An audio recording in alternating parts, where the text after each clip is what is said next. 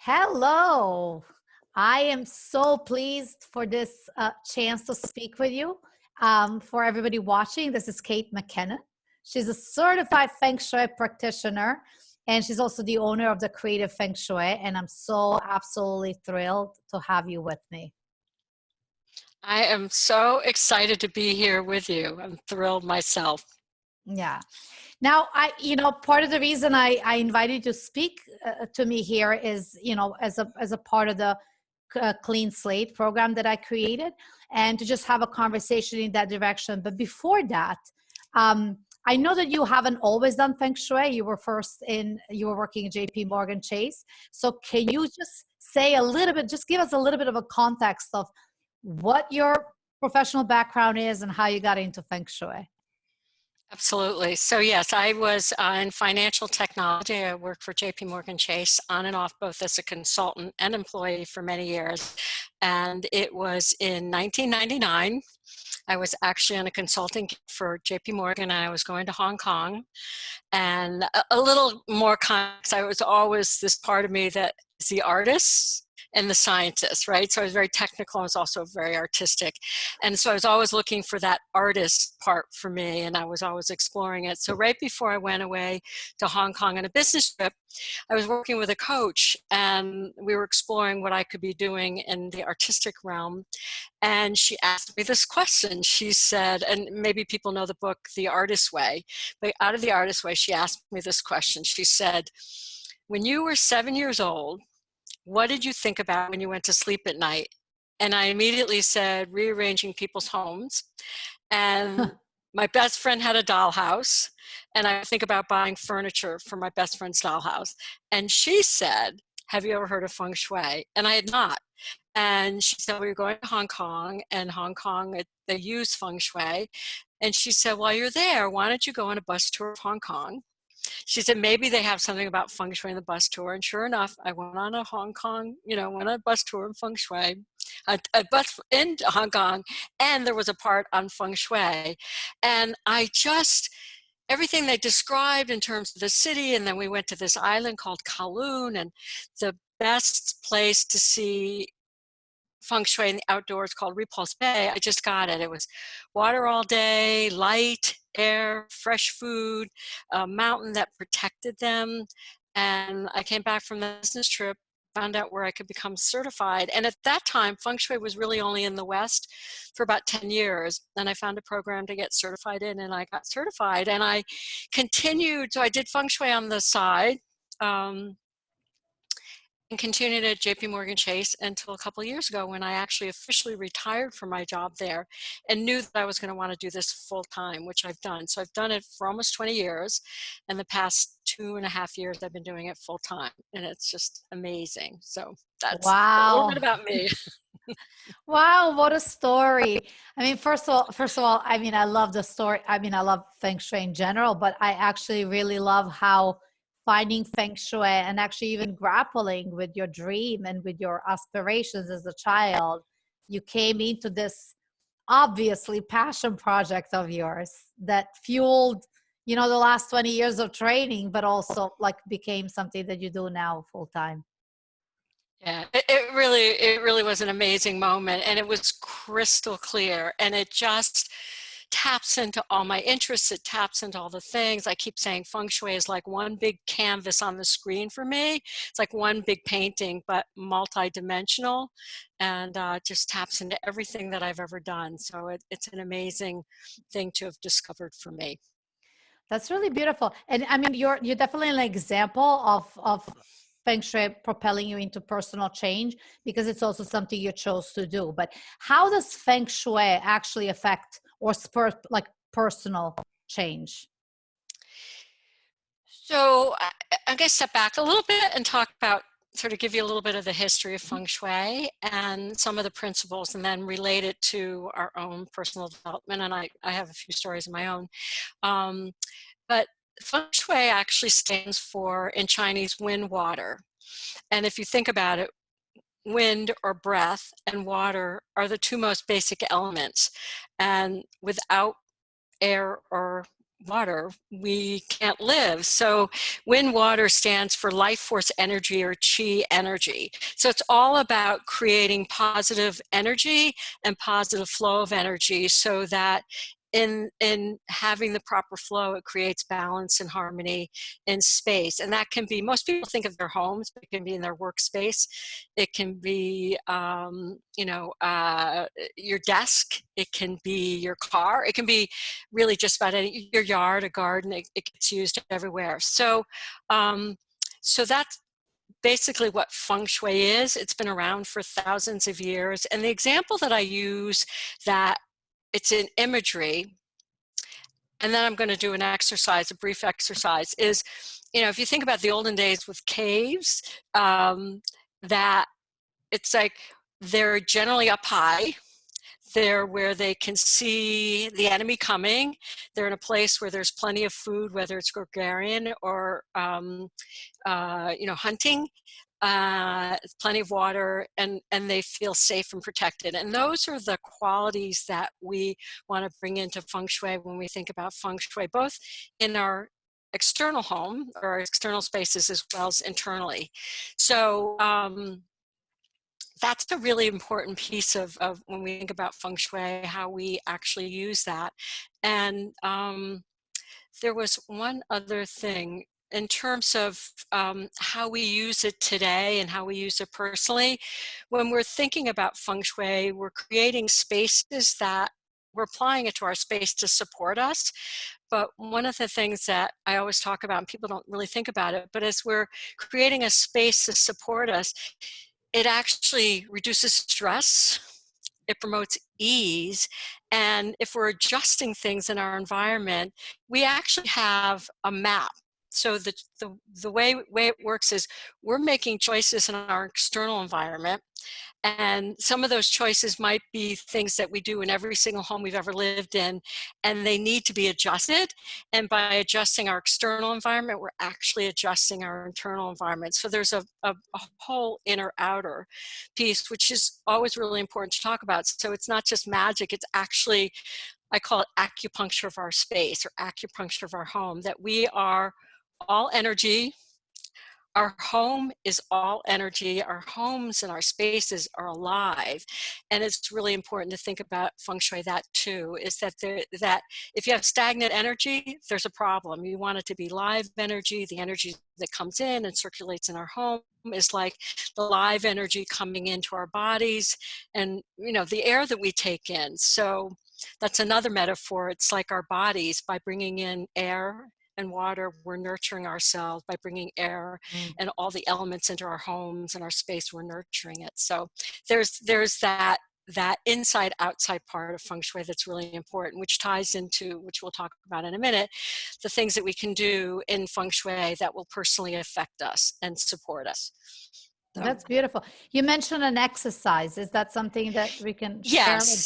Yes, thank you for reminding me. Yes, so I always, when I teach feng shui, I always like to start with this exercise because I believe that people have their own inner feng shui. So let's just take a minute, and pause, and just take 10 seconds and think about a place that you like to go to that feels really good, and just be in that space, feel it, taste it, see it, hear it, all the senses, and then think about what it is and a few words to describe what it is, why you like it.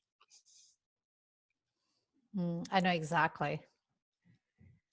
I thought Do you about care to share? Yeah, absolutely. I immediately thought of my summer home, which is actually very clutter-free, which is interesting. It has to be, right? Because it's a lot of us moving. But I even segue into the beach. And what I love about it is it's a clean space. I can see water on a horizon. There is, there's this experience of you are in touch with something that is bigger than you and divine, but there's an uninterrupted view, uncluttered, uninterrupted. The beach is completely, it's a rock beach that is kind of like we built it, but it's still, there's nothing. And given that my summer home is, my family home is so close to the beach, I remember the times of going to that beach with just a towel, sometimes not even flip-flops, because you can just walk barefoot. And there's something about the lightness of that that just is so like close to my heart. And actually, like, I am very a minimalist. I like elegance and simplicity and good things, but I also like less things, if that makes sense. And that kind of just, it's so similar to what I actually like in general. I love that. That is a beautiful example of basically the sort of, even on the inside looking out and having the beautiful view and having the beach and having the stones and the expansion and the clarity, right, of that, and the beauty of that. And that experience, most people, when I've done this in classes, most people go someplace that's outside or has that view outside. And so we say in Feng Shui, that experience is what you want to bring into your home and into your space. So you described it beautifully. And everybody, I believe, I firmly believe, everybody I work with thinks that they don't understand Feng Shui, and yet if you go there and have that inner experience, that is your own inner experience of Feng Shui, and that's what we're looking to create in your space. And so sometimes you may not know how to get there, but that's that feeling that people are looking for, a sense of peace, Yeah. right? It's totally stress-free, happy memories. I mean, the whole experience. So that was a beautiful description, by the Yeah. way. I love that. Thank you. So, Thank you. yeah, But so I I mean, think you've, yeah, go ahead. Sorry. no, So you go. I mean, I wanted to say, I mean, it's interesting that you say that we have that internally, because of course, like, I'm not a practitioner of Feng Shui. I read some books. I have a book on it that is illustrated, and I found myself many times in my life just really kind of searching for what's the optimal way to create your environment such that the best self can come forth. Like, I'm an artist and I also have a coaching practice. I do family constellations. I'm a mom, I'm a wife, have different roles I play in life. And I just cannot imagine that I will play a piano if every time I went to my piano, I had to move some books away. If I had to dig through, I don't know how much clutter to pick up the notes that I was going to play. I would never record it or post on YouTube if that's not streamlined and simplified. And, you know, I've noticed that in my life, just like I loving to flow through life rather than constantly bump up against mountains of work. So, for me, and part of the reason this clean slate even got created is because, like, I really see a value in creating space and then mindfully positioning things around. So I think that has a lot to do with Feng Shui, right? Like, decluttering, is that a part of any of the principles or anything that is mentioned in Feng Shui? Can you just speak more to that and just give us some Absolutely. tips? Absolutely. So that was actually one of the things that I was going to talk about, that I know you talk about in Clean Slate. So yes, so decluttering is we always say it's the most basic fundamental thing you can do in Feng Shui. And people often, when I talk about Feng Shui, they say, "Oh yeah, Marie Kondo," and I say, "Yeah, Marie Kondo." And if you know her story, if you've read her book, she talks about her mother did Feng Shui, but her mother never focused on the clutter. And that's where she said that's the missing piece. So she understood that you really do need to clear the clutter. It's always a first step that I encourage people to do in order to be able to have a space that you can build and create and support yourself and be supported in the world. So absolutely. So clutter is really important. And I just want to talk a little bit about that. That it is the analogy, and I use a lot of metaphors and analogies in Feng Shui. It's really like a visual thing for me, but it actually helps people understand that in the same way that, again, going back to how life force enters our body, if we had anything blocking our throat, right, it would choke us. And so clutter is actually blocking energy from getting in and moving around, so it gets stuck. And that stuck energy is actually like sick energy, if you want to think of it. It's like we have our favorite things that we leave in a pile somewhere. We have that corner that we don't ever go to because it has so much clutter. And those are the areas, in fact, when I come and I see somebody and they say, we talk about what it is that we want. There's a whole way, like I talk about what do they want in their life and how that translates into their space. But I will, as a rule, say, tell me about you and your day and your life, and I find out what it is that they want, and then I say, now tell me a little bit about where you don't go in your home. And invariably it's a dark corner, there's something broken, there's a pile of papers, there's stuff under their beds that they don't want to look at it. That is clutter. It's not memorabilia, it's not bric-a-brac, it's not all the stuff that people collect. It's like that stuff that blocks energy from flowing and actually creates stress and anxiety. Yeah. And so that is always why it's such a great place to start and create, like what you were talking about, and clearing that. Then you feel like, I can go and work in this space. I can go and do these things. So clearing clutter is very, very important. And it's always a good place to start. Yeah. I mean, I just, just on a smaller scale, I work from home, and it's really important. I even, as you said, like the first step is probably just decluttering, right? And having a clean space. And then from there I go, I need good headphones. I need good computer. I need you can kind of build and just really be supported by things around. And nowadays a lot of things are available. That doesn't mean we should have everything, but we should pick the things that actually are supportive of our Right. purpose, really. Right. This is Right. beautiful. Yeah. Beautiful. Now, how, just, I think some people are probably thinking like, with everything going on right now, I can't focus on clearing or whatever. I actually think it's a perfect time to do that, because we are at home, and I think we are absorbing that home energy much more, given that we are sheltered at home. So can you just speak about like how, just a little bit, even if you have tips, or if you want to just speak to the situation of pandemic and how that affects us, and if there's anything like simple that we can do. And then after that, I would love to, I'll definitely post your website here in the comment section. But I know you're also like having courses and stuff like that can support people who want more support in this area and need like more one-on-one or even group support. So Yeah, absolutely. I'll let you.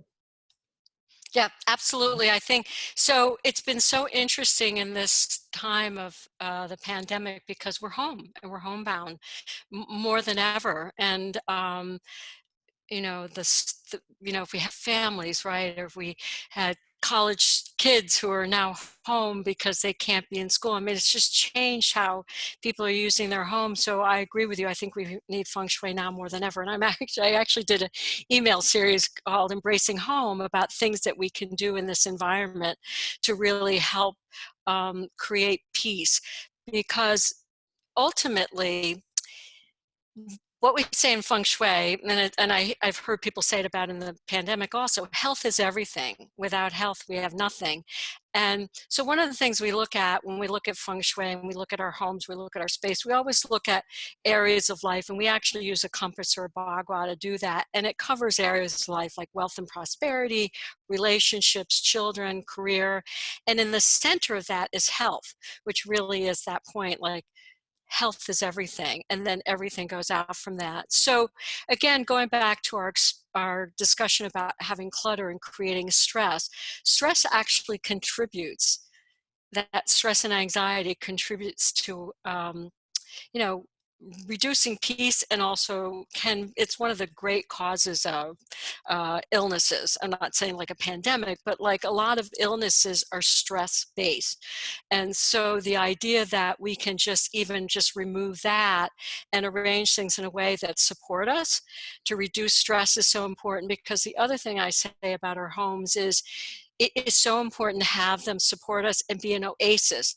So the world out there is crazy, but we can be in a home that supports us and protects us. And so a piece of that that I want to share, and I think this is an important thing that I want people to know, is how energy enters your space. Again, like how energy enters your body is really important. So for your front door, whether it's in an apartment or a house, or even sort of you have land and a lot, how energy enters your space is really, really important. We want good energy to come in and enter our home, and we want to invite in the good energy and keep out the bad. So our home is really important. It's both about inviting in good energy, and it's also keeping out the bad. So when people think about their entryways, and I've seen this so many times, I go to people's homes, there are no numbers on their doors, they're not well lit, you can't find the door. Think about energy trying to find a house that has no light in the door, or it's blocked by a tree and you can't see it when you're entering. There's no street number on it, so you're not sure if you're in the right place. I mean, Yeah. it sounds silly, but it's really true. It's No, an I've seen it. occupational Yeah.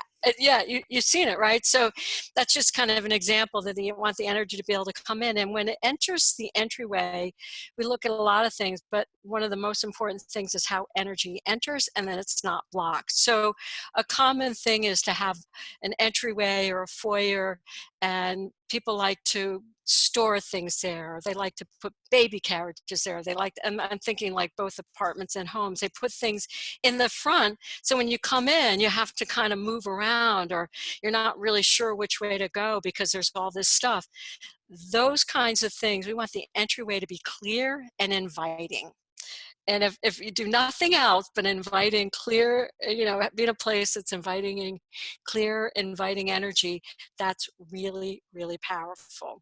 And so that, combined with clearing your clutter, and combined with where those areas you don't like to go, identify them and look and see what's going on. And as I said, usually there's clutter, or I had somebody who had a broken refrigerator that needs to be fixed. These are the kinds of things we can do in this environment to create peace within our homes. And very, very important. Of course, there's many, many more things, but just those basic things are really, really important. Yeah, that's really great. And thank you for making that bite size. Because of course, part of the idea of clean slate is just like small little changes can make big impacts.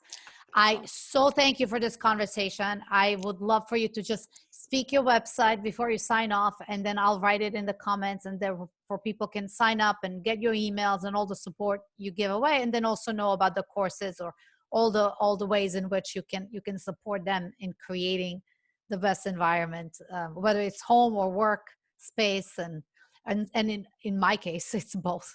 So Exactly, exactly. Well, thank you. So yeah, so my website is kate-mckinn.com. So it's Kate dash MacKinnon.com is my website, and you can sign on there, and I have a place where you can get my free tips, sign up for my newsletter so you learn about the upcoming events that I'll be doing. I have a couple of webinars coming up. One of them that I think is going to be amazing sometime in June. So, and then I have something after that. But yes, I would love for people to join me. I'm always happy to help and share and support people. So perfect. thank you. Perfect. Thank you so much. And this is really valuable, and it confirms that there's actually something we can do during this pandemic time, which is really important to find ways to just think even, and have optimal health, because there's certain things that are not in our control, and this piece is. So Yeah. thank you.